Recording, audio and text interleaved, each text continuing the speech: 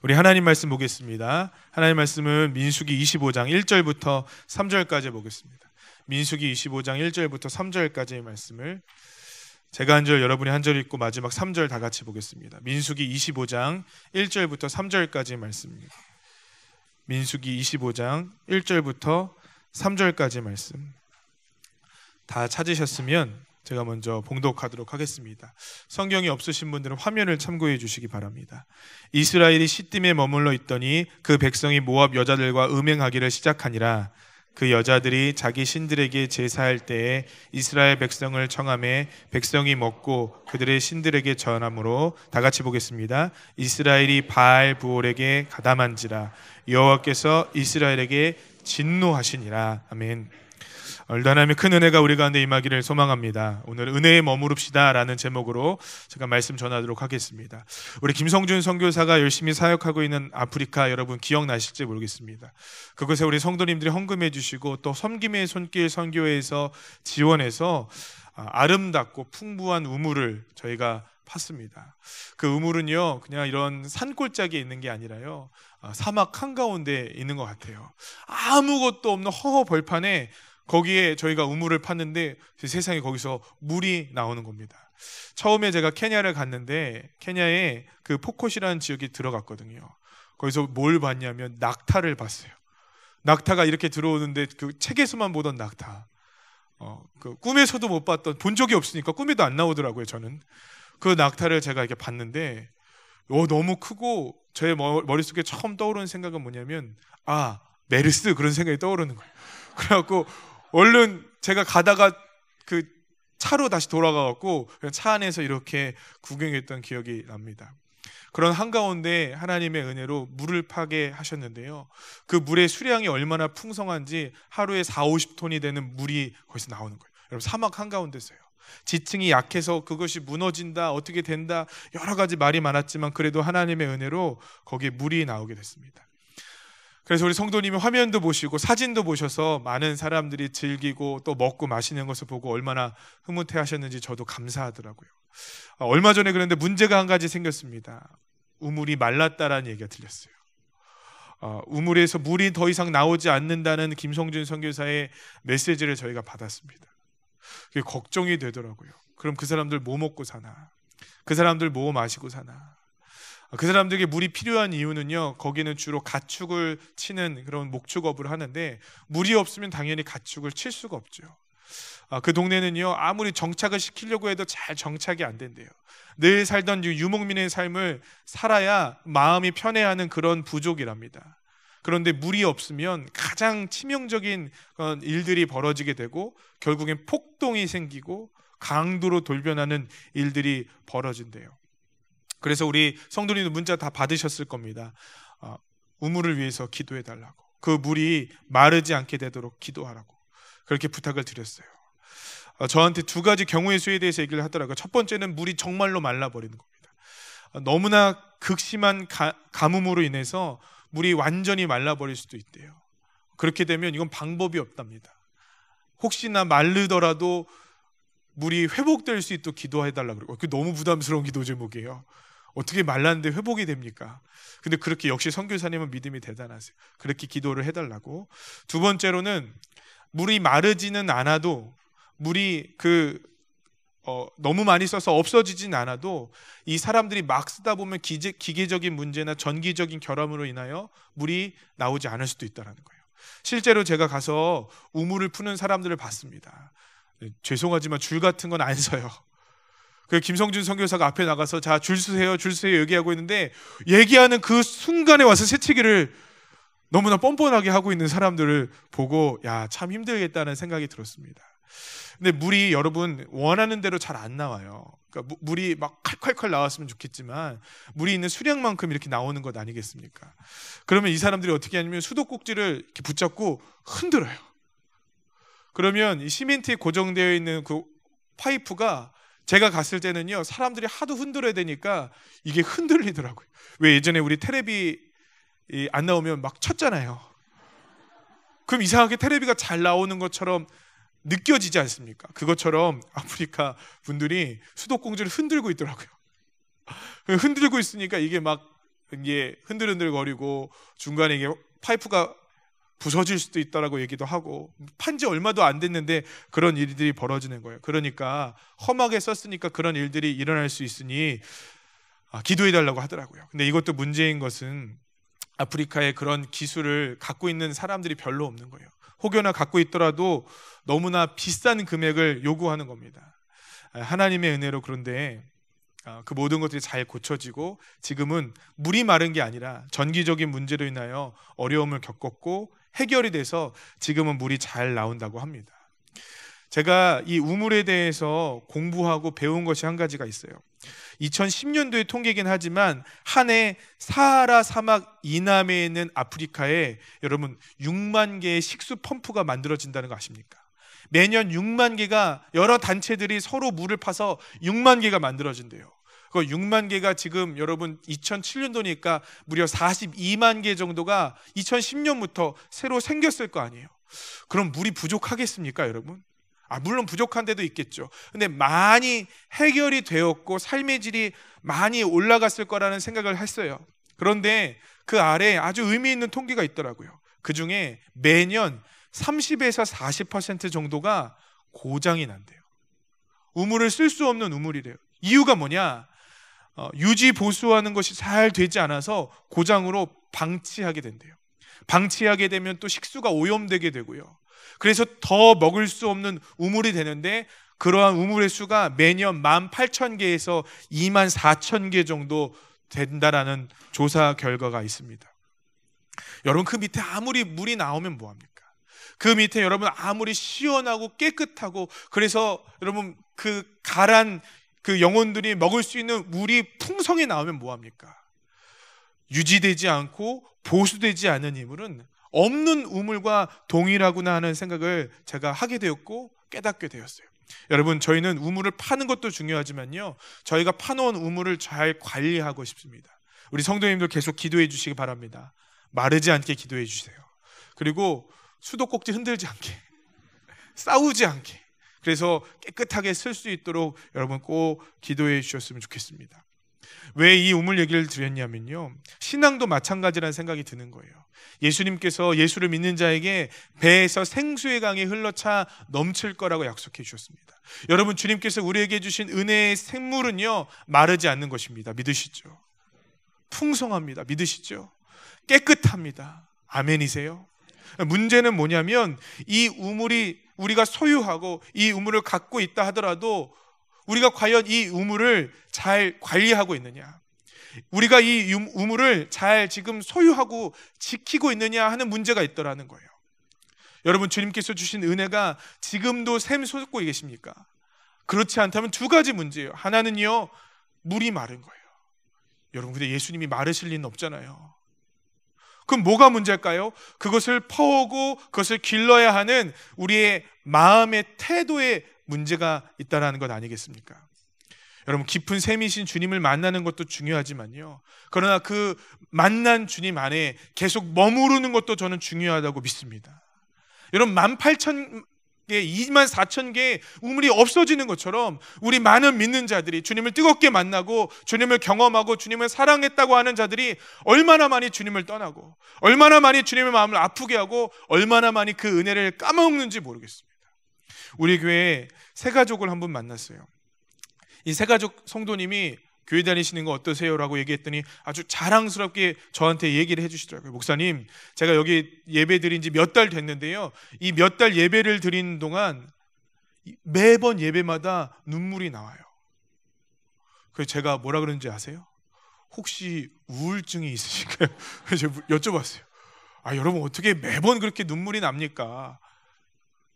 어떻게 매번 그렇게 기쁨과 은혜가 넘칠 수가 있겠습니까? 그거는 뭐 제 능력으로는 능력 바뀌거든요. 여러분, 매번 그러세요? 안 그러시잖아요, 그냥. 근데 이분은 몇 달이 됐는데 그렇게 매번 예배마다 은혜가 넘치신다는 거예요. 혹시 원래 잘 우시는지 배우자 되신 성도님에게 여쭤봤어요. 혹시 원래 잘 우시나요? 그랬더니 뭐라고 얘기하냐면, 이인은 교회 다니면서 단 한 번도 운 적이 없대요. 근데 이상하게 필그림 교회에 나오면 은혜를 받는답니다. 할렐루야. 받지 못하시는 여러분들이 이상한 겁니다. 그렇게 은혜를 받는데요. 제가 얼마나 감사한지. 여러분, 목회자가 설교 잘해서 그랬을까요? 제가 막 어마어마한 능력이 있어서 그랬을까요? 저는 아니라고 생각해요. 왜 우리 예배 가운데 은혜가 넘칠까? 그것은요, 은혜를 받아들이는 사람들의 마음가짐이 준비되어 있을 거라고 생각이 드는 거예요. 필그림 교회에 등록하시는 성도님들 하나같이 그런 말씀을 하시더라고요. 이 교회에 등록할 때 그냥 다니시는 것 말고요, 등록하기로 결정했을 때 어떤 마음을 갖고 계시냐? 나 이제 정말 좁은 길 걸어가고 싶다. 나 이제 정말 주님의 은혜대로 살아가고 싶다. 나 정말 주님의 은혜 안에 이제는 주님께서 말씀하셨던 그 말씀대로 순종하며 살아가고 싶다. 그러면 여러분, 그 마음이 있으면요, 돌들이 여기서 외쳐도 저는 은혜가 된다고 믿습니다. 왜 우리의 예배 가운데 은혜가 넘칠까요? 그것은 우리의 마음의 태도가 준비되었다라는 거예요. 은혜 받을 만한 마음으로 주님의 은혜 안에 머무를 만한 그런 각오와 결단이 우리 가운데 있다라는 거죠. 순종하겠다고, 좁은 길을 걸어가겠다고. 여러분, 그런데 제 마음에 자꾸 그런 마음이 들어요. 이 은혜가 계속되어져야 되는데, 이 은혜가, 이 마음이 변치 말아야 되는데. 여러분, 왕년에 그런 마음 안 가진 사람은 어디 있습니까? 왕년에 주님을 위해 살겠다고 결단하지 않은 사람들이 어디 있습니까? 왕년에 주님의 그 풍성한 은혜 가운데 젖어들지 않은 사람이 어디 있습니까? 필그림교회에 주신 은혜가 저는 유통기한이 있는 은혜가 아니기를 간절히 소망해요.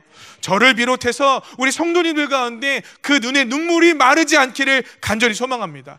끊임없는 하나님의 은혜가 공급되어지기를 소망해요. 그러면 우리가 은혜 안에 머물러 있어야 하더라고요. 우리의 마음을 유지하고 보수하고 관리하는 일이 너무나 중요하더라고요. 하나님의 풍성한 은혜가 준비되어져 있는데 우리의 마음의 신앙의 모토가 고장나면 기를 수도 없고 마실 수도 없고 먹을 수도 없는 버려진 우물이 될 수 있겠다라는 생각이 드는 겁니다. 은혜로 시작했지만 그 은혜를 잃어버리는 사람들이 얼마나 많은지 몰라요. 오늘 본문 말씀을 한번 보죠. 민수기 25장 1절부터 3절에는요, 하나님의 풍성한 은혜 가운데 거했던 사람들의 얘기가 나옵니다. 그런데 우리 9절을 다 같이 한번 읽어볼까요? 25장 9절을 읽겠습니다. 읽습니다. 시작. 그 연병으로 죽은 자가 24,000명이었더라. 여러분, 우리가 그 말을 조심해야 돼요. 이 연병할 사람, 여러분, 그게 얼마나 무서운 병입니까? 24,000명이 죽었대요. 여러분, 놀라지도 않으시네요. 24,000명이. 여러분, 이스라엘 백성들이 맨날 죄를 지니까 24,000명 정도는 늘 죽는 거죠, 그죠? 저도 당연히 그렇다고 생각했어요. 그런데 큐티를 하면서, 요즘 말씀이 우리 민수기 말씀 아닙니까? 한 가지 제가 이상하게 생각하는 것이 있어요. 성경을 한번 찾아보죠. 민수기 23장 24절을 한번 읽어보겠습니다. 민수기 23장 24절 찾으신 분들 한번 읽어보도록 하겠습니다. 읽겠습니다. 시작. 이 백성이 암사자같이 일어나고 숫사자같이 일어나서 움킨 것을 먹으며 죽인 피를 마시기 전에는 눕지 아니하리로다. 아멘. 여러분, 이 백성이 누굴까요? 24,000명 돌아가신 이스라엘 백성입니다. 아니, 24,000명이 죽었는데 그 전에 23장 한 두 장 전에는 그렇지를 않는 거예요. 하나님의 엄청난 축복과 은혜 가운데 거하고 있는 겁니다. 암사자래요. 여러분, 암사자가 얼마나 무서워요. 숫사자래요. 물지 않고 마시지 않고는 눕지 않는 아주 활동적이고 강력한 상태가 이스라엘 백성들의 상태였다라는 거예요. 24장을 또 한번 볼까요? 7절 보겠습니다. 7절, 24장 7절 읽겠습니다. 시작. 그 물통에서는 물이 넘치겠고 그 씨는 많은 물가에 있으리로다. 그의 왕이 아각보다 높으리니 그의 나라가 흥왕하리로다. 아멘. 여러분, 사막에서요, 겨우 마실 물만 있는 사막 가운데서요, 물이 넘친대요. 이거 엄청난 축복 아닙니까? 우리 기름도 한 방울 안 나온 나라에 여러분의 차가 기름통이 넘치는 은혜가 있기를 소망합니다. 그게 얼마나 기분이 좋아요. 근데 기름이 문제가 아니에요. 기름이 너무 많아 거기는.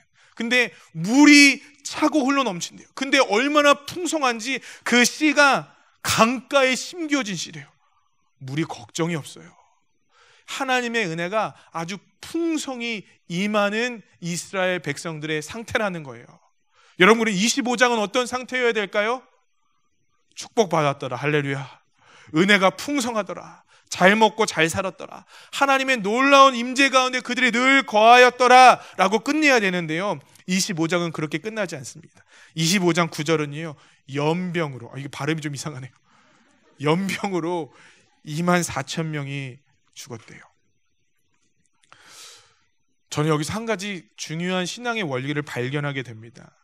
여러분, 하나님께서 우리에게 은혜를 주십니다. 믿으시죠? 하나님께서 우리에게 축복을 주십니다. 믿으시죠? 하나님께서 우리를 보호하시고 지켜주시고 인도하십니다. 믿으세요? 그런데 이 은혜가 자동적이고 무조건적이고 언제나 임하는 늘 공기와 같은 건 줄 알았어요. 그런데 그 강력한 하나님의 백성 이스라엘에게 주신 하나님의 은혜가 무조건적이지 않더라는 거죠. 이 하나님의 은혜가 자동적으로 어딜 가나 주어지는 은혜가 아니더라는 거죠. 이스라엘 백성들이 그 은혜를 쳐버리고 그 은혜를 저버리고 그 은혜와 상관없이 메마르고 고통스럽고 고난당하는 인생을 살아갈 수도 있다라는 것을 발견하게 됐습니다. 여러분, 이게 정말로 믿어지십니까? 하나님의 강력한 도움의 손길로 우리를 지켜주실 수 있으나 그 은혜를 우리가 저버릴 수 있다는 거예요.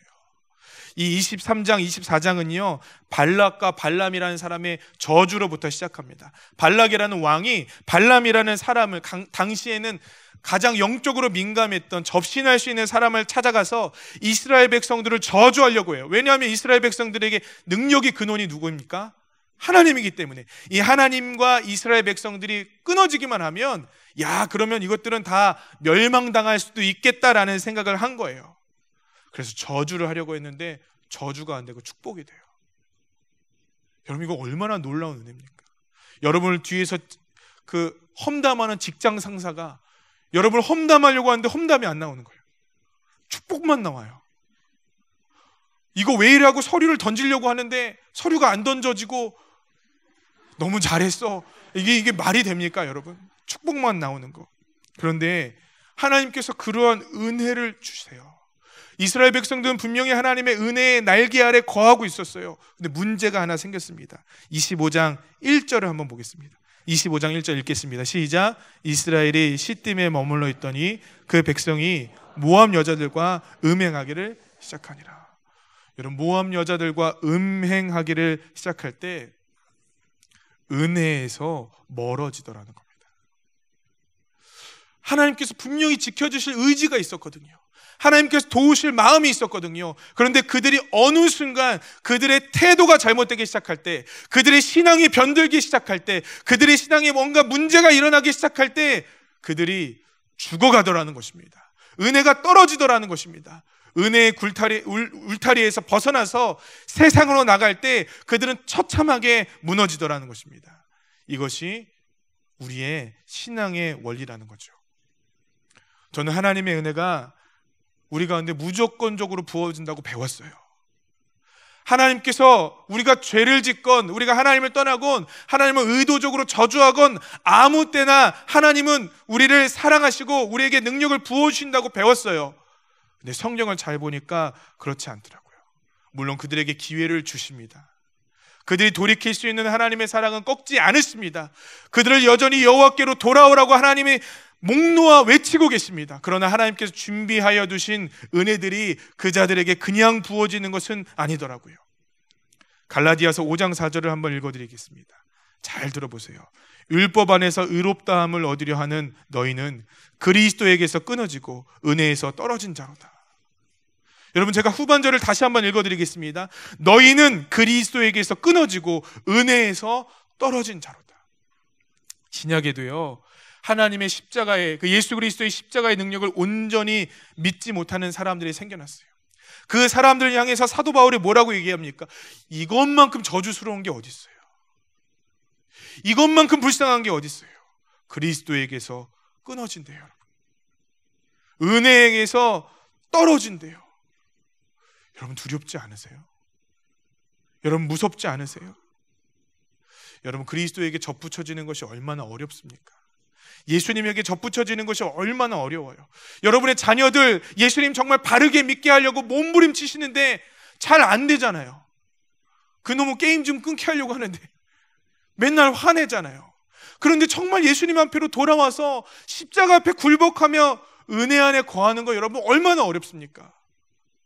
근데 여러분 그게 끊어져 버린다면요, 그게 사라져 버린다면요, 하나님께서 우리 필그림교회에 부어주신 은혜를 어느 순간에 다 걷어가 버리신다면요, 이게 얼마나 끔찍하고 무서운 일인가요? 안 일어날 거라고 생각했어요. 이런 하나님은 아니라고 생각했어요. 이런 주님은 아니라고 생각했어요. 그런데 구약에서도 신약에서도 하나님의 은혜 안에 머물며 잘 살고 있는 축복받은 백성들이 은혜에서 끊어지는 경우가 있더라고요. 그리스도에게서 끊어지는 경우가 있더라고요. 목사님, 이게 그럼 구원이 취소된 겁니까? 저는요, 분명한 은혜로 구원받았습니다. 그러니까 저는 조금도 두렵지 않습니다. 하나님의 구원의 주권의 능력이 있기 때문에 저는 그럴 수 있다고 분명히 믿고 있습니다. 하나님께서 분명히 구원받은 백성은 은혜로부터 끊을 수 없다라는 강력한 확신이 있다고 믿습니다.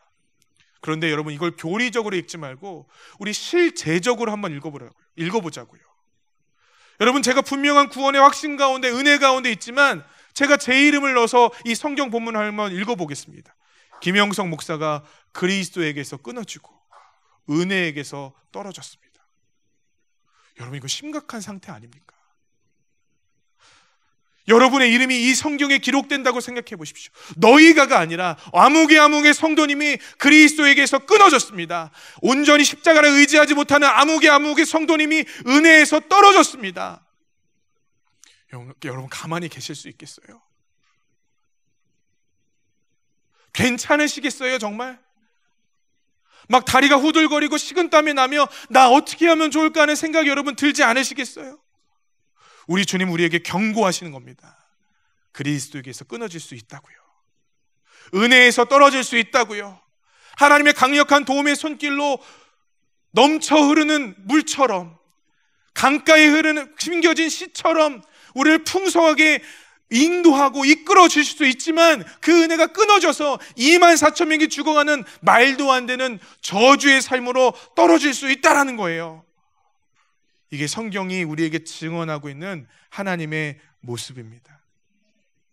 우리가 주님 안에 머물러 있으면, 우리가 그분의 자녀면 괜찮아요. 그런데 우리가 지금 주님 앞에 반항하고 있지 않습니까? 주님을 의도적으로 떠나고 있지 않습니까? 그것이 구원의 취소인지 아닌지 교리적인 논쟁을 떠나서 여러분, 하나님의 은혜에서 끊어진 그리스도인들이 과연 어떤 상태겠냐고요. 제 마음에 부담이 되는 겁니다. 얼마 전에 뉴스 하나를 봤어요. 일본 기상청의 일기예보 문구가 바뀌었대요. 어떻게 하고 있느냐? 이렇게 한답니다. 수십 년간 한 번 있을까 말까한 재해가 닥쳐오고 있습니다.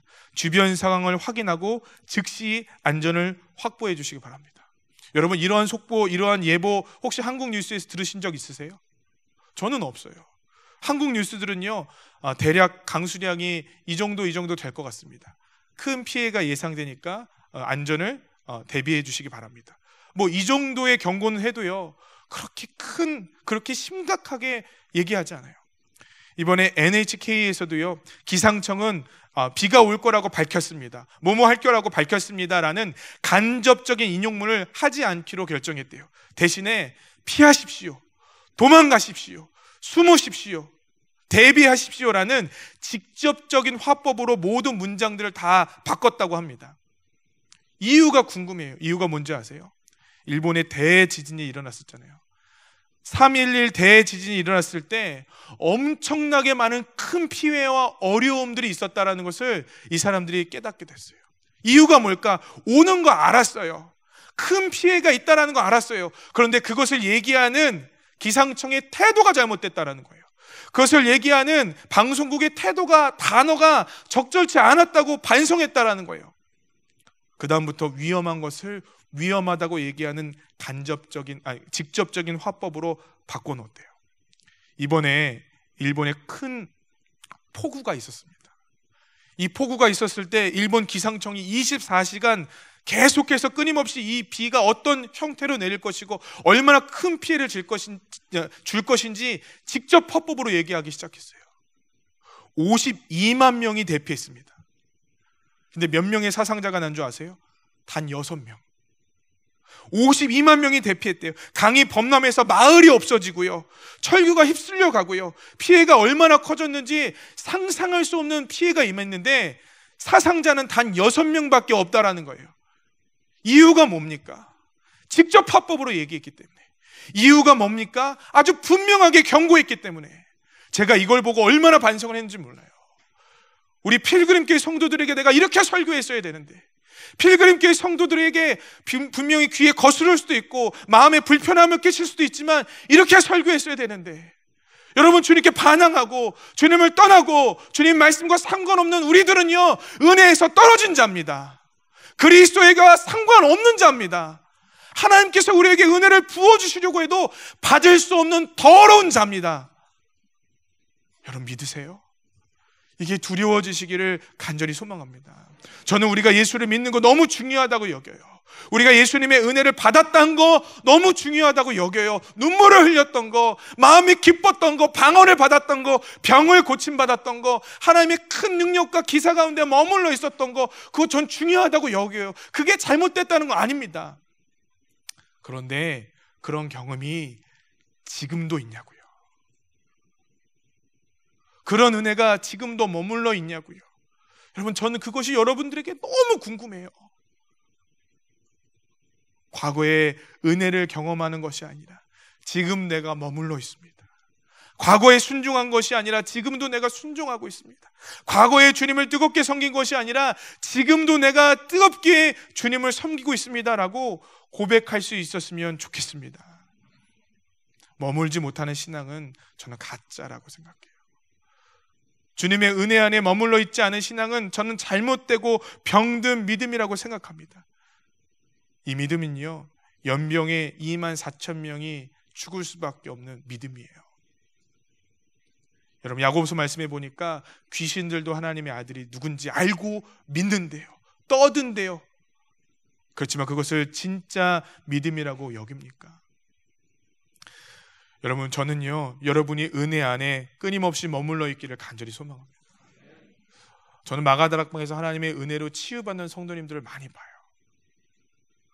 어느 성도님이 또 근래에 정말 생명을 다해 기도하고 주님 앞에 매달리고 회개하고 치유받았어요. 이제 너무 자주 일어나서 여러분들 놀라지도 않으시대요. 그런데 이 성도님 가정이 치유받고 나니까 다시 옛날로 돌아가 버렸어요.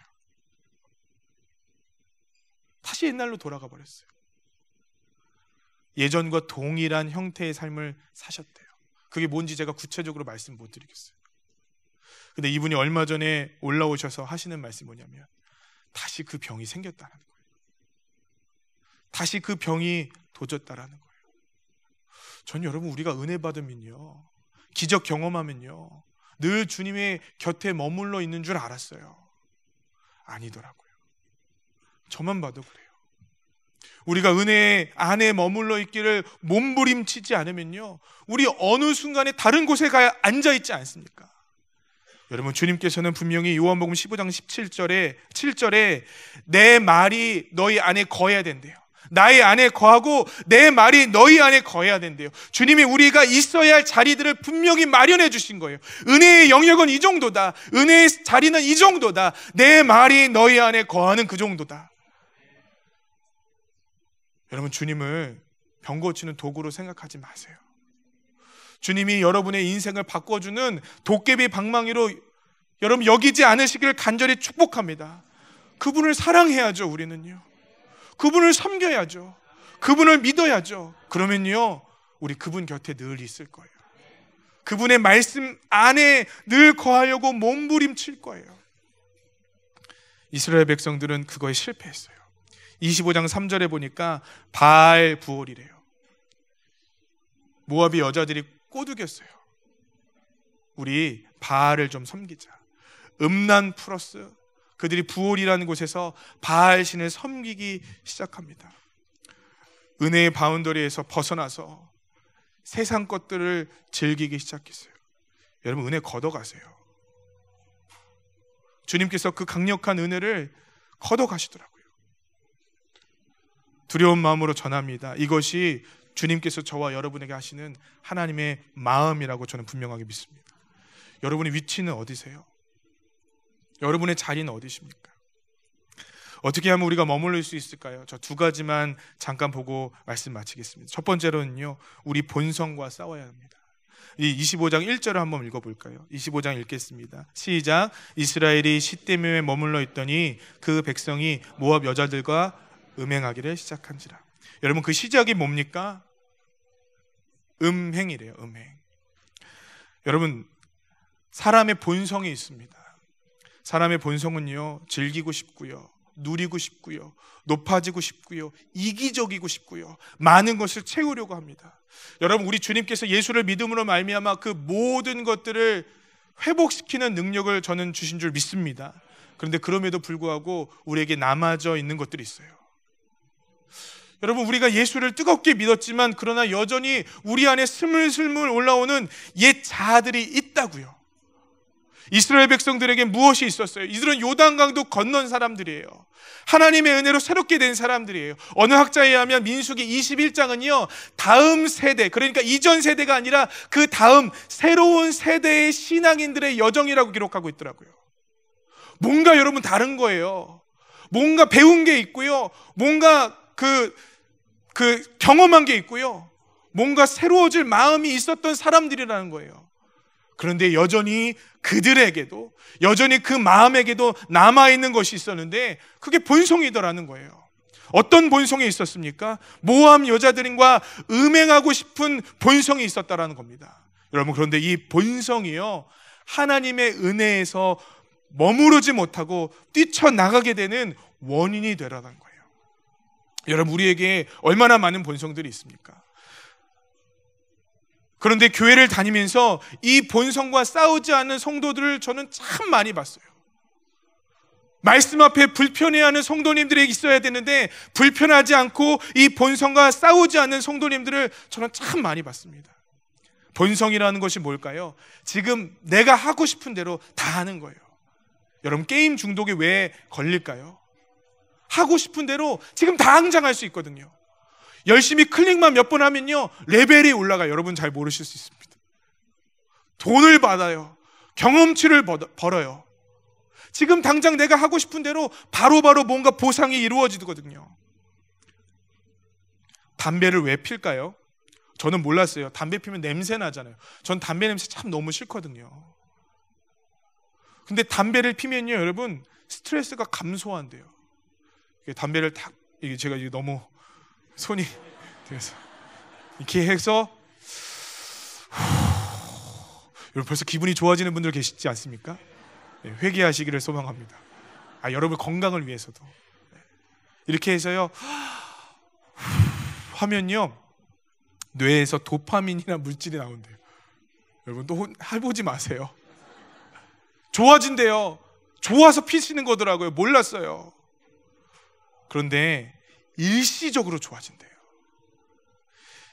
20분에서 40분이 지나면요, 이 스트레스를 감소하는 물질이 더 이상 나오지 않고 오히려 반대 현상이 나오는데 더 스트레스를 받고 더 화가 나고 더 못 견디고 더 참을 수 없대요. 그래서 이유를 알았잖아요. 왜 사람들이 그렇게 줄담배를 피는지. 이게요, 계속되어지면요 계속 스트레스를 받는 거예요. 그러니까 이걸 계속 이거를 이거 죄송합니다. 이거 계속 이거를 낮춰줘야 되는 거더라고요. 여러분, 본성을 쫓아가는 것 이거 아니겠습니까? 본성을 쫓아가면요, 지금 당장은 좋아요. 내 마음대로 말 막 해버리면 지금 당장 얼마나 속이 시원합니까? 그러고 하시는 말씀 있잖아요. 난 뒤끝이 없어. 그분만 뒤끝이 없어요. 내가 지금 잡고 싶은 대로 붙잡고 내가 하고 싶은 대로 그렇게 살아가면요, 지금 당장 스트레스는 감소해요.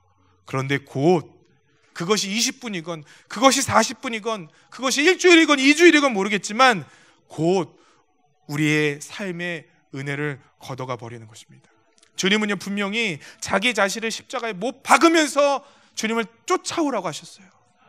우리가 잃어버린 것이 무엇일까요? 우리 간구하는 건 많잖아요. 우리 구하고 뜨겁게 찬양하고 기도하고 그것 때문에 못 나오신다는 성도님들이 있어요. 여러분들이 한번 맛을 보시면요, 여러분도 하게 되어 있습니다. 그러니까 좀만 참고 다니시기를 축복합니다.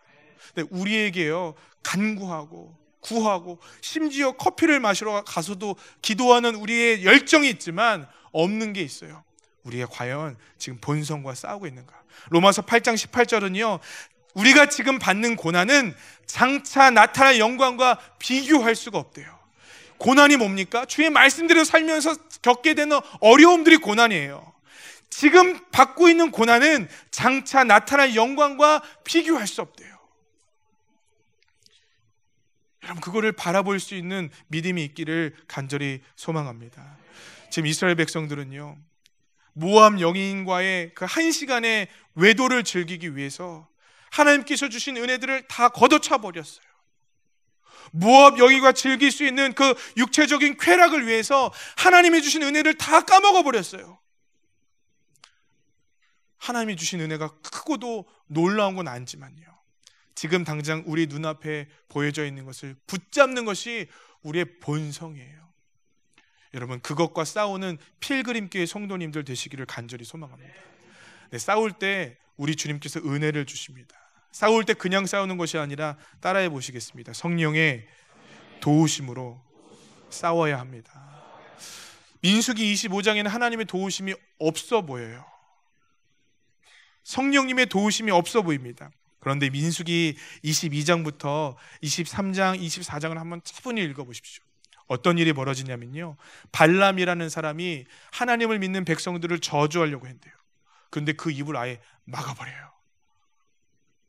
아주 중요한 근데 사실이 한 가지가 있습니다. 제가 묵상하면서 깨달은 사실 한 가지는 뭐냐면요, 하나님 앞에 그렇구나, 하나님 그런 분이셨구나 하는 사실 한 가지는요, 발람이 이스라엘 백성들을 공격하려고 하고 넘어뜨리려고 하고 아주 그냥 멸망시키려고 하는데 그걸 하나님이 지켜주시고 보호하시거든요.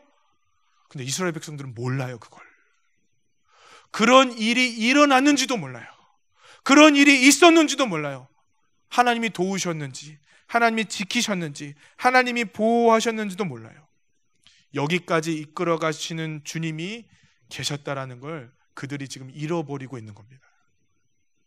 여러분, 도우셨던 주님, 보이지 않고 느낄 수 없지만 우리 앞에 가셔서 일하셨던 주님이 25장 1절에 그들이 모압 여인 앞에서 너무너무 힘들고 괴롭고 이 유혹에 빠지려고 할 때 하나님 나를 도와주십시오, 저것에 빠지지 않기를 주님 간절히 간구합니다라고 기도했다면 여러분, 도와주셨겠습니까? 안 도와주셨겠습니까?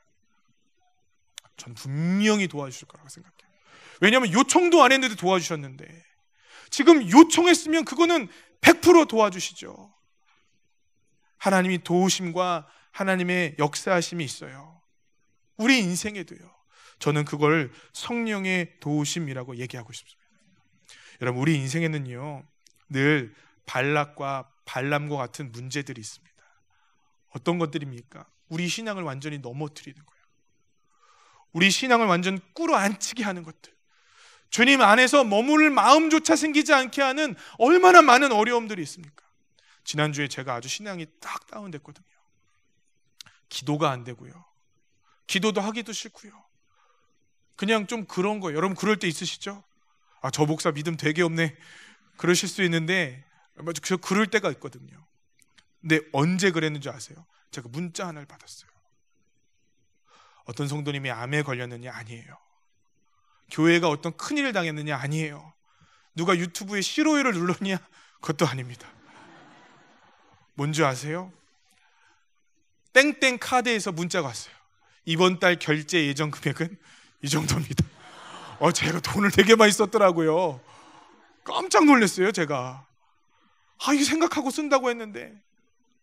근데 여러분, 제가 부끄럽지만요, 그거니까 기도가 안 되는 거예요. 그러니까 이게 갑자기 왜 이러지? 하는 생각이 드는 거예요. 제가 좀 우스개로 말씀을 드렸는데, 여러분, 우리 앞에 발락과 발락이 있어요. 근데 그거는 우리가 예상치도 못해요. 우리가 때로는 준비하지도 못할 때 이런 영적인 공격들이 와요. 이유가 뭡니까? 왜 이런 공격들이 옵니까? 우리를 완전히 넘어뜨리려고, 우리를 주님의 보좌 앞에 나아가지 못하게 하려고. 여러분, 우리가 넘어지는 것들은 실은 대단한 문제 아니에요. 우리가 믿음을 잃어버리는 것들은 실은요, 엄청나게 주님의 나라가 임하고 그런 문제가 아니에요. 먹고 사는 문제, 자녀 문제, 끊임없이 우리 가운데 일어나는 관계적인 문제로 여러분, 우리가 어려운 거 아니겠습니까? 그런데 이 문제는요, 우리가 잘 방어하려고 하고 잘 준비하려고 하고 잘 계획하려고 하지만 늘 우리 삶을 가로막고 우리를 넘어뜨리려 한다는 거죠. 그때 우리 주님께서 이렇게 말씀하십니다. 나를 의지해라. 여러분, 우리 주님의 보좌 앞에 우리가 머무르려고 노력하고 애쓰기만 한다면 우리는 그냥 돛 닦는 사람들이에요. 저는 못해요. 그거 카드값만 와도 믿음이 흔들리는 사람인데 그거 어떻게 합니까? 근데 우리 주님께서 보이지 않는 손길로, 도움의 손길로 여기까지 이끄셨기에 저는 내가 간구하고 내가 부르짖고 나를 지켜달라고 할 때 저는 주님께서 지켜주심을 분명하게 믿습니다. 성도님들 만나보면 정말 말할 수 없는 문제들이 있어요. 어떻게 사단이 이렇게 우리를 공격할까요? 어쩜 사단이 이렇게 우리를 넘어뜨릴까요? 아예 그냥 가정들을 주저앉히는 경우들이 저는 얼마나 많이 있는지 모릅니다. 여러분, 그거 우리 힘으로 어떻게 이해할 수 있겠습니까? 그 유혹들 우리가 어떻게 끊을 수가 있겠습니까? 어느 성도님의 얘기를 하나 듣게 됐어요. 이 성도님이 외도를 하셨던 것 같아요. 그런데 교회에 나와서 주님의 은혜를 받고 끊으려고 몸부림을 치는데 그게 한 번에 끊어지면 너무 좋죠. 나는 안 해야지 이 길이 잘못된 것인지 거지 하고 인정은 하지만 그게 끊어지지 않더라는 거예요. 여러분, 그것이 우리의 인생 아니겠습니까? 우리가 뭐 잡고 싶어서 그거 붙잡습니까? 우리 끊고 싶어요. 우리 버리고 싶어요. 우리 이대로 살고 싶지 않아요. 그래서 주님 앞에 죄송스러운 거 아니에요. 아까 그 찬양을 하는데 제가 얼마나 마음이 뜨거워지는지. 은혜 아니면 살아갈 수가 없어요. 내 뜻은 이렇게 살고 싶지 않아요. 내 마음은 이 길 걸어가고 싶지 않아요. 그런데 나도 모르게 우리 앞에 서 있는 발락과 발람들이 있어서 내 마음대로 그 공격을 받는데 어떻게 해요? 어떻게 넘어지지 않을 수가 있냐고요. 어떻게 날마다 승리하며 살아갈 수가 있냐고요. 저는 민수기 25장을 읽는데 하나님, 이거 어떻게 피할 수 있습니까? 이 공격 어떻게 넘어갈 수가 있겠습니까? 그런 마음이 들어요. 민수기 22장부터 24장까지 도우셨던 주님이 계셨구나. 민수기 22장부터 24장까지 도우셨던, 보이지 않지만 느낄 수 없지만 우리 앞을 먼저 가서 일하시고 우리를 보호하시고 내가 알지 못했지만 우리를 지키셨던 우리 주님의 도우심이 있구나. 여러분, 그 도우심을 의지해 보신 적이 있으십니까? 예배는요, 그 도우심을 받는 시간이에요. 그 도우심 가운데 거하면서 우리 다시 이 발람과 발락의 공격들로부터 능히 이겨낼 수 있는 힘을 받는 시간이라고 믿습니다. 우리를 늘 주저앉히려고 하는 죄와 어둠과 사악함과 완악함과 옛 자아에 주저앉히려고 하는 이 세력들을 우리 주님께서 은혜로 격파하고 돌파하게 하실 줄 믿습니다. 저는 그 은혜를 사모해요. 은혜 아니면 살아갈 수가 없다고 고백할 수 있게 되기를 간절히 소망합니다. 여러분, 이제 말씀을 마치겠습니다. 우린 그런 존재들이에요. 우리 그런 사람들입니다. 그러나 우리 주님께서 우리를 자녀로 불러주시며 하나님의 백성으로 이끌어 주셨어요. 그들이 주님 앞에 무릎 꿇기만 하면 하늘에부터 오는 능력과 은혜가 그들 가운데 임했어요. 이 땅 가운데서 거룩하게 살 수 있는 능력과 은혜가 임했습니다. 은혜의 날개 아래 거하며 주님의 치유하심이 임하는 은혜가 임했습니다. 그 주님께서 오늘 저와 여러분을 만지시고 새롭게 하시기를 간절히 소망합니다. 이제 말씀을 마치겠습니다. 여러분의 자리는 어디 있어요? 은혜 안에 계세요? 주님의 도우심 약속 안에 계십니까? 의지적으로 내 마음 깊이 하나님과 대적하여 여러분 멀리 떠나셨다면 여러분은 곧 이스라엘 백성들이 맞았던 연병과 같은 상황들을 맞을 것입니다. 여러분, 주님께로 돌아오시길 소망합니다. 그리스도에게 끊어지는 것은 두려운 일이어야 합니다. 은혜가 떨어지는 것은 그건 무서운 일이어야 합니다. 또 난 떠나가기 싫지만, 주님 앞에 머물고 싶지만 주님과 늘 동행하고 싶지만 마음으로 되지 않는 성도님들 계십니까? 이 시간 우리 하나님의 도우심을 간구했으면 좋겠습니다. 될 때까지, 회복될 때까지, 내 본성과 자아를 이기고 주님이 주시는 그 능력 안에 거할 때까지. 여러분, 발락과 발람은 늘 우리 인생 앞에 있습니다. 그러나 우리 주님의 도우심도 우리 인생 가운데 있음을 여러분 믿음으로 고백하십시다. 우리 찬양하고 함께 기도했으면 좋겠습니다. 은혜 아니면 살아갈 수가 없습니다. 나를 견디고 이기게 하시는 주의 성령의 은혜 이 시간 부어주시고 하나님 견디고 이겨내고 돌파할 수 있도록 허락하여 주시옵소서. 끊어지게 하여 주시옵소서. 벗어나 있는 심령들이 주님께로 돌아가게 하여 주시옵소서. 우리 찬양하겠습니다. 은혜 아니면 살아갈 수가 없네.